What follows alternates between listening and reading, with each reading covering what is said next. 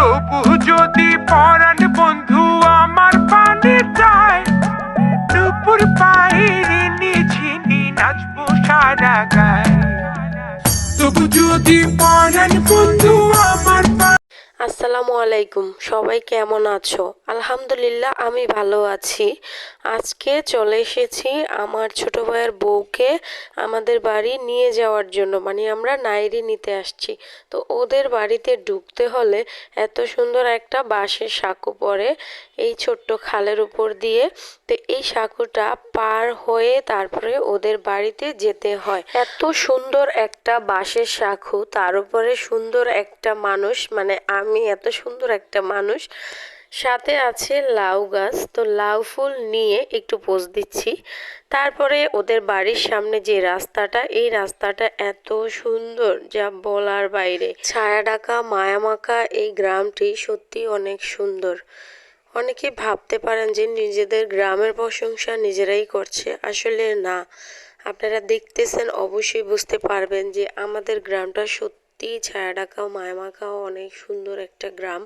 আর এই গ্রামে আসলে অবশ্যই প্রাণ জুড়িয়ে যাবে যে কোনো বয়সী মানুষের। এত সুন্দর গ্রামে কে হারিয়ে যেতে চান প্লিজ কমেন্টে বলবেন। আমি তো বারবার হারিয়ে যাই আমার গ্রামে, তারপরও আবার খুঁজে টুজে ঢাকায় চলে যাই, যেহেতু বিয়ে হয়েছে তো এই জন্য।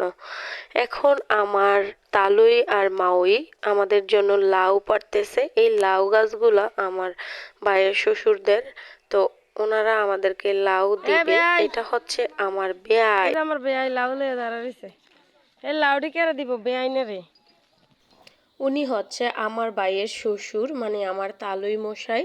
আর এই গাছে যতগুলো লাউ ধরছে সবগুলো লাউই একটা দুইটা করে আমাদের বাড়ি যাচ্ছে। এই হচ্ছে আমার মেয়ে সুরভি ভাবি। তো বাচ্চাদেরকে এক এক করে গাড়িতে উঠানো হচ্ছে। আর মেয়ের বাড়ির থেকে আমাদের, মানে আমার আম্মুর জন্য বিভিন্ন ধরনের পিঠা মুড়ি, তারপরে পোলাও মাংস রোস্ট, এগুলা এই যে ডেগে করে দিয়ে দিছে। তারপরে এই হচ্ছে যে আমাদের নানি শাশুড়ি, মানে আমার ভাইয়ের নানি শাশুড়ি। তো আমরা গাড়িতে উঠে পড়লাম, তারপরে যাচ্ছি বাড়িতে। তো যেতে যেতে এত সুন্দর প্রকৃতি। এক সময় এই রাস্তাগুলোতে আমি হেঁটে হেঁটে কলেজে আসতাম বা স্কুলে আসতাম।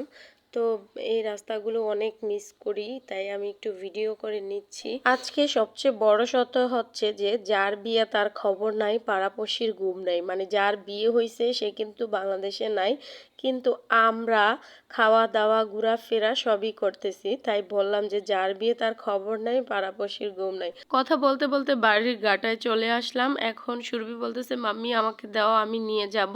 তাই সে 2টা লাউ নিছে, মানে ওর সমান সমান লাউগুলা ওর ওজনে। আমাদের ভিডিওটা তোমাদের কাছে কেমন লাগলো অবশ্যই কমেন্ট সেকশনে জানাবা। সবাই প্লিজ আমার পেজটাকে ফলো দিবা, লাইক দিবা, শেয়ার করে দিবা, কারণ তোমাদের এই লাইক ফলো শেয়ার আমার খুব প্রয়োজন। সবাই ভালো থাকবা, আল্লাহ হাফেজ।